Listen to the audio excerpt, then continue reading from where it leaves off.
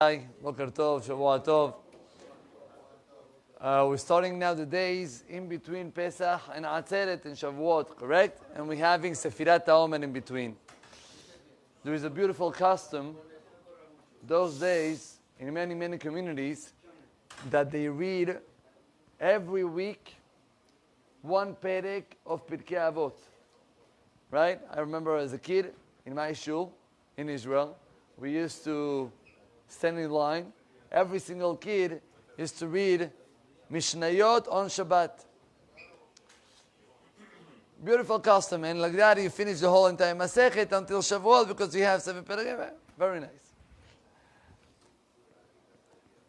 Rabotai, in between Pesach and Shavuot, we have the terrible tragedy of 24,000 students of Rabbi Akiva that didn't respect each other, right?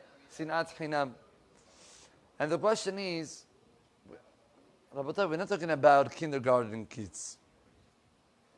We're talking about the students of Rabbi Akiva. Rabbi Akiva that was called, that Moshe Rabbeinu said to God, God, if you have such a neshama, such a person, why you need to give me the Torah? Talking about Talmidei Chachamim, Tanaim. Tanaim. How it's possible that they hate each other? But the answer is very simple, and I'm going to go straight to the point. Shlomo HaMelech, I believe, says in the Pasuk, Adam ro'eh la'ainayim. A person is able to see whatever you see with your eyes. That's it. But HaKadosh Baruch Hu ro'eh la'levav. Borei Olam knows exactly what are you thinking, what are you feeling. That no one can tell you. Only you can know, and HaKadosh Baruch Hu, about what's going on exactly in your thoughts and in your mind. You know, I heard a story about a lady that was working in the hospital, and she was taking care of people in coma in Israel. Lo aleinu. One day, unfortunately, his mother had an issue, health issue, and she fell in coma. And she was 4 years in coma. And her daughter took care of her all of those 4 years, talking to her, singing to her. You know, they say that they hear everything. Rabotai, after 4 years, she passed away. And the girl, she got broken. She said, I spent so much energy, you know, take care of my mother, and I had such a hope. And at the last minute, you know, she passed away. That killed her. So she said that she didn't know what to do. She didn't want to go to work anymore. And, you know, she was closing herself in the room. Months pass, and one day, she dreams about her mother. Her mother comes, tells her, listen, why you're sad? Baruch Hashem, I'm good, and I'm happy, and everything is going well. Don't be sad. And she answers to her mom, Mom, what do you mean not to be sad? After all what I did, I thought that I will have any type of hope. The whole thing went down. You passed away. Why this happened to you? She said, amazing. She said, her mother used to work as a social worker, especially in you know, all the issues of families and kids, and you know. And she worked on that years. She did an amazing job. She said, I did so much good to the world that Borei Olam, you know, counted every single action that I did as a mitzvah, obviously. I did chesed. But I have one problem. What was the problem? She said, listen, this is crazy. She said, my problem was that even if I did such a great chesed, I had in my mind all the time that I am the one that I know how to manage things. That thanks to me, things are working. Thanks to my knowledge and my, koach, And that ga'ava, Borei Olam said, you're going to ruin your mitzvot because of that feeling? And Borei Olam, that's how she was telling to her daughter in the dream. HaKadosh Baruch Hu decided to give her 4 years that she will have no ga'ava at all. She will have nothing. She will be in coma, and she will feel that the world can be managed without her need, without, And she said those 4 years were the most beautiful years of my life. Rabotai, we can see certain things with our eyes, and we think we understand the situation. We have no idea. Adam ro'eh la'inayim, but HaKadosh Baruch Hu ro'eh la'levav. Rabotai, the sinat chinam, the kavod that the 25,000 students had, it's not our kavod and our sinat chinam. They were tanaim. We're nothing to talk about them. But in their level, they felt inside their hearts something about their fellows. And HaKadosh Baruch Hu is the only one that is able to see that.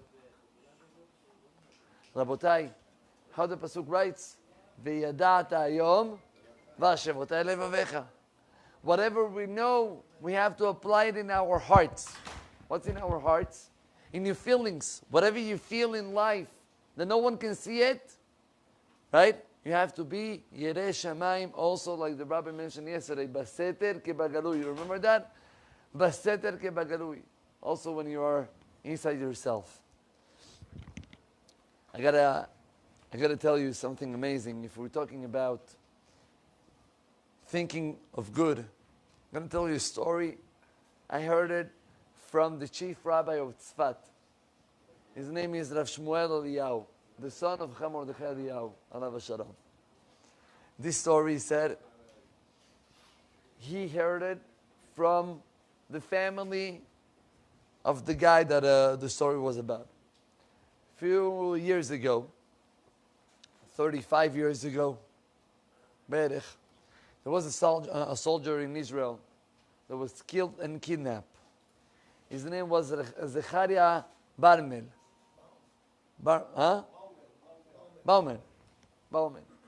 Zechariah Bauman. And unfortunately, years were passing, and we had no knowledge about where is he, what's going on with him. A few years ago, right, what happened? Baruch Hashem, Netanyahu was able to bring him back, and he was able to be buried in a Kever Israel. Nachon? So listen up the story behind the scenes. That day that Netanyahu calls up the family, the sister of Zechariah alav hashalom tells Netanyahu, thank you so much. And I want to tell you that you didn't miss the boat. You didn't miss the boat. So they ask her, well, what do you mean, what happened? Oh, you heard it. What happened? So she said that throughout all those years, the family of Zechariah, they were very angry about Benjamin Netanyahu. Why he's not doing anything? Why he's not moving on, to try to... And they had a kpeda, and Bar Minan, having someone with a kpeda, it's very bad. One of those days, the sister of Zechariah, she's sitting with all her family, and she said to her family, listen, we all the time talking bad about Netanyahu. It's not going to take us to anywhere. Let's try to change our view and to ladul nekav zechut, to judge it for good. You know how many things this guy had in his head? How many issues? Politics, security, economy. You know how many things are going on in the head of this guy? It's normal that he's not busy on our Zechariah because of all of those issues. And they decided, the whole entire family, from that day on, to speak only positive about the Prime Minister. Rabotai, the sister of Zechariah was telling all this to Netanyahu. And Netanyahu became white. And he told her, let me now tell you my side of the story. And he told her, listen, we did a huge favor to Russia. Huge favor. We saved it from a very big attack. We knew that Russia, they have to pay us back. So we were sitting down to see what are the things that if Russia will ask us, we will ask from them right away. They started with the list of 50 things. They went from 50 to 20, from 20 to 10, from 10 to 5, from 5 to 3. 3 things that, you know what? And Netanyahu is telling the sister of Zechariah, let me tell you that already in the list of the 50, Zechariah wasn't in the list. He wasn't one of the... We had so many issues that... Right? And he said that one day he went to Russia for a meeting, and he was sitting down with Putin, and Putin tells Netanyahu, listen, we really want to thank you for what you guys did to us. What can I give you? You know what? How can I pay to you back? And Netanyahu was ready. He said, I was about to open my mouth, and don't ask me how. The name of your brother came out of my mind. And I was thinking, why I thought about this soldier now? Having all those things in the list. He says, you know what? Says, I have one favor. There is this soldier, Zechariah, that was killed. And unfortunately, we don't have him. I want to bury him in the... wow. How long time ago he was killed? Say Putin. 35 years ago. I said, what? 35 years ago, and he's still asking for his remains? And Netanyahu looks at Putin and he tells him, yes, that's how we are. We care about it. Putin was amazed. And Putin told Netanyahu, listen, don't worry, I will take care of it. But you know what? This is not included in the deal. You can ask more things. Go ahead, this is on me. Now you can ask your own things. He says, look what is it. We think that by thinking good, I'm doing a favor. But we don't understand that Borei Olam wants us to look positive, not only for the benefit of the other, for your own benefit. For your own benefit. Those are those days. Days in between Pesach and Shavuot, we have to reinforce our unity. Especially those days, so many things are going on. We have to start thinking positive. Stop thinking bad about our neighbors and and at the moment that we will think positive, Borei Olam is going to take care of the situation. Baruch Adonai Le'olam, amen ve'amen.